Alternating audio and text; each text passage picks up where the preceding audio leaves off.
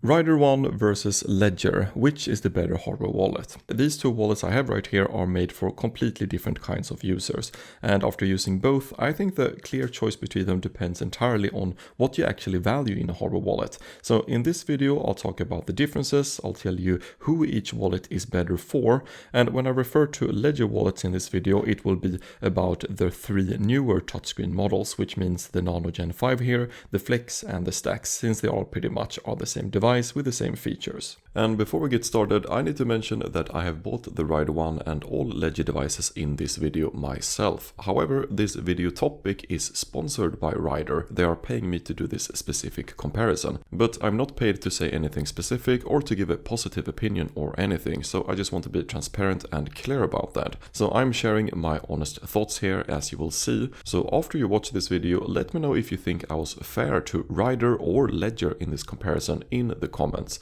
And also thank you Ryder for sponsoring the channel. What is the biggest difference between the Ryder One and the newer Ledger wallets? Well, it comes down to how each of these wallets approaches backups, and the backup is what gets you back access to your funds if you were to lose your physical device, so this is a really important aspect. Ledger uses the traditional backup called seed phrases, where you set up a ledger and you write down 24 words on a piece of paper like this, and that paper is your one and only backup. You can of course make more copies of these papers though, but if essentially you lose these words, you lose access to your crypto that you have stored using your Ledger wallet. Also, the same thing, if someone else finds these words, they can take everything you have stored on these wallets from anywhere in the world. So essentially it is these words on a piece of paper standing between you and total loss. Ledger does however offer two additional backup options on top of the seed phrase. The first is something called the Ledger recovery key, which is a small pin protected card that you can tap your Ledger against to copy your seed phrases onto. The card comes included with the Ledger Flex and Stax, and it can be purchased separately for around $40 or so if you have the Nano Gen 5. So it's a step up from a piece of paper because the card is more durable and the data is encrypted. But there is one important catch with the recovery key, that if you enter the PIN code wrong 3 times, the card wipes itself permanently. So if you ever need to use it years from now and you can't remember the PIN code, the backup is essentially gone. The second backup option is the Ledger Recover, which is a paid subscription service where for a monthly fee they store an encrypted version of your seed phrase, but it has been quite controversial and is something I will cover in another video. It's not something I personally use. Ryder here takes a completely different approach to handling backups. They built something called TapSafe, so instead of using a single seed phrase, TapSafe splits your backup into multiple separate pieces using a system that's based on Shamir's secret sharing. And here is how it works, and this is important information to understand if you're considering this wallet. Each of the pieces that are split carries a different weight, kind of like percentages of a full backup. The recovery tag that comes in the box holds 50% of your backup. Your phone that you set up the Ryder app and the Ryder device with holds another 50%. And this is also encrypted to your iCloud or your Google Drive automatically. And if you also set up recovery contacts, which are trusted family or friends, each of their phones holds 25%.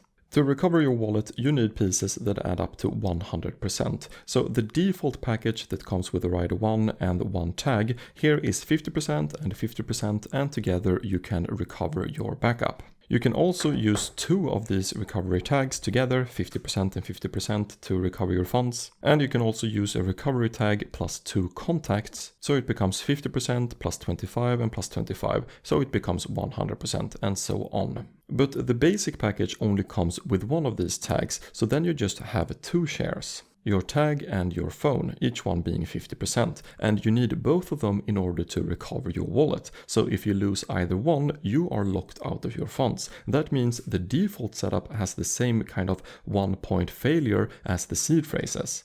Now, your phone backup does sync to your cloud, so losing the physical phone itself is not the end of the world if you can get into your cloud account.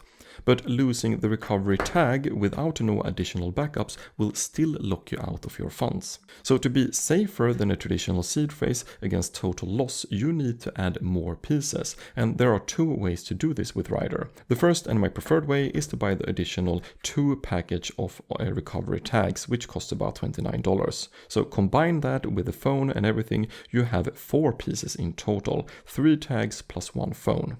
So even if you end up losing 2 pieces, you still have another 2 and you can fully recover your funds. The second way is to set up the recovery contracts. So then you need to ask trusted family or friends to install the Ryder app on their phone, and you pair with them in person through a simple NFC tap to make them hold that share. So if you only have the standard basic package with just 1 tag in it, you kind of need to add at least 2 trusted contacts in my opinion.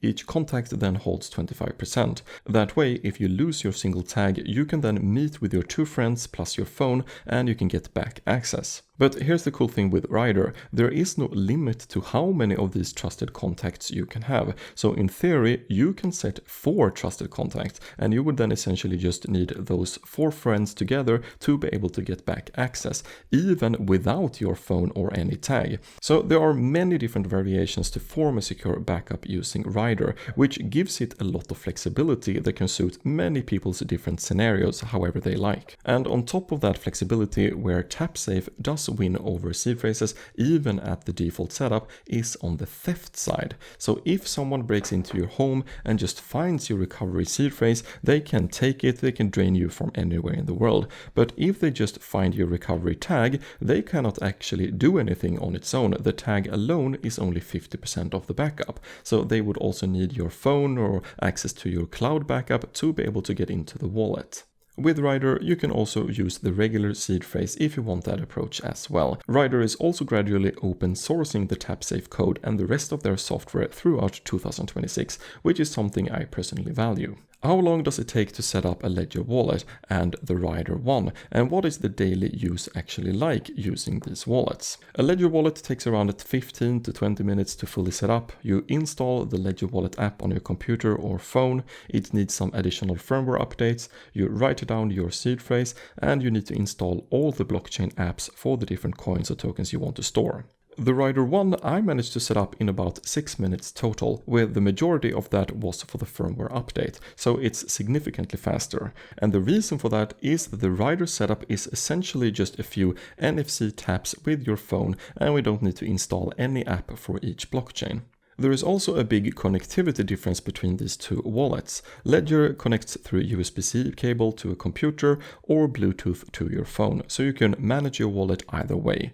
The Ryder One connects through NFC by tapping it against your phone, so there is no cable connection and no PC support, so this is a mobile-only device. But how does the daily use compare for these 2 wallets? You might assume that Ryder One is faster for everyday transactions because of the simple NFC touch, but in my experience after using it, it's actually slower on the Ryder, and that is because of 2 things. On Ryder, we need to tap, swipe and verify on the Ryder One, go back to the phone and then tap again. And this is about the same as with the Ledger, but without these NFC taps. And all of these are valid steps to take in terms of security features, but I have noticed that all of these steps are a bit extra slow on the Ryder due to their touchscreen being less responsive, needing me to click a bunch of times before it registers. And the NFC tap is very specific on the backside of the phone. I tried with a few different phones and I needed to hold the device very still on a very specific place for it to work. Sometimes it failed and I needed to redo it,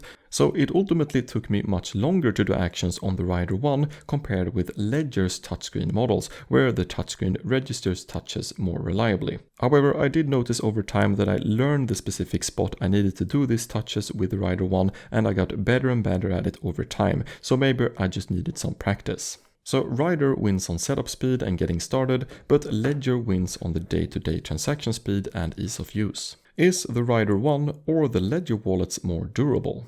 The Ryder One is rated IP67, which means it's sealed against dust and can survive being submerged in water. It also has no ports and no seams, so it's resilient against environmental aspects. Ledger's newer wallets have no official water or dust rating, so these physical devices are more in risk of getting destroyed due to these environmental factors. So Ryder here wins on durability and ruggedness. Which of these wallets support more coins and has the bigger ecosystem? Ledger supports a lot of coins and blockchain networks and integrates with most of the major DeFi platforms, NFT marketplaces, staking services, and many other features. So if you hold a wide range of altcoins and if you use DeFi regularly and if you need staking on multiple chains available directly from the wallet program itself, Ledger has the broadest support here. Ryder is a much newer company and therefore does not support as many coins or blockchain networks yet. But they are actively adding more support over time, and I even believe earn features are coming very soon as well. It's also worth mentioning that for most altcoins, Ryder mainly supports the Ethereum network right now, which is the more expensive one to use. So if you move your coins around often, the transaction fees on the Ethereum network can add up over time. As I mentioned before, this will however improve over time, and as we can see with the stablecoins here, they have already begun to add multiple network support here. But overall right now, Ledger is the clear winner in this aspect. What is the price difference between the Ryder One and the newer Ledger wallets? I paid around $135 for the Ryder One bundle, which includes the device, one recovery tag, a wireless charger, and a pouch. But as I mentioned earlier, the default package with just one tag does not really give you better loss protection than a seed phrase, so I would recommend getting the 2-pack of extra tags along with the wallet, which adds around $29, bringing the total to around $165. Ledger's newer touchscreen wallets range from around $180 for the Nano Gen 5 and up to $400 for the Stax, depending on which model you choose. One thing worth pointing out is that the Flex and Stax come with the Ledger recovery key included, but it does not with the Nano Gen 5. So if you want to add that, that costs you an extra $40. So even with the extra tags added on the Ryder, it is still quite a bit cheaper than any of Ledger's newer models. Now, after you watch this video, if you're interested in getting any of these wallets, I will leave some links and discount codes for them in the video description below. Now, there are a few things I need to mention about both of these wallets. First, Ryder is still quite new. They started shipping their devices in late 2025, so they have not had a multi-year historical track record yet. So they are still very new on the market, but so far so good. The hardware has been audited by Hallborn, which is a well-known blockchain security firm. The secure element chip inside the device is from Infineon and is EAL6+ certified, which is the highest security certification used in things like passports and government IDs. So the technical foundations here are solid for Ryder. Ryder also gives a 60-day money-back guarantee plus a 1-year warranty, which is useful if you want to try out the wallet without really fully committing to it. But when putting this in comparison with Ledger that has been around for over a decade, it brings a very different kind of long-term experience and trust that is very valuable for long-term storage. Now let's go through the differences between Ledger wallets and Ryder One that decides which one of these wallets is for you. Ledger is the better choice if you hold a wide range of altcoins across different blockchain networks, or if you're interested in having a bunch of DeFi staking features directly accessible within the wallet program. If you value the decade-long historical track record that Ledger has had, if you want to be able to manage your funds both on desktop and on your phone, and if you're comfortable with traditional seed phrase backup. However, the Ryder One might be a better choice if Ledger's multiple recurring data breaches are a deal breaker for you. Ledger is such a big company that their third-party companies sometimes are affected by data breaches, which is something that happens to a lot of big companies. And for most big companies, that does not really matter for the end user if their users' names, addresses, and phone numbers are leaked. But for hardware wallets used to store funds is on a completely another level, because your personal details being exposed online tied to these hardware wallets could open up the risk of you becoming a potential target for wrench attacks, which basically means that someone physically show up at your door because they know you are owning crypto. So sometimes being able to be exposed to a smaller wallet company like Ryder could make a lot more sense if this is a genuine concern of yours. And I have seen a lot of people actually moving away from Ledger due to this reason.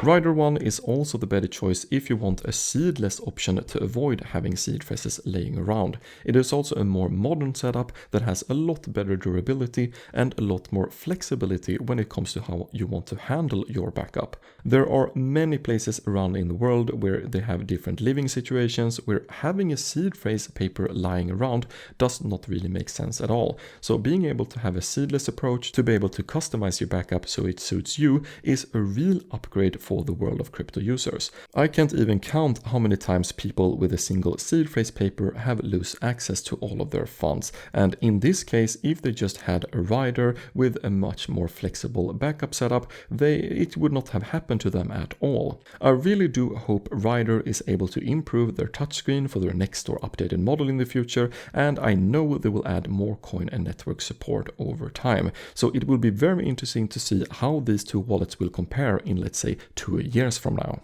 Those are some of my thoughts, but now I want to hear yours. What do you think about these two? Which one do you think is better or have more important features? Alright, thank you for watching, and I'll see you in the next one. Bye bye.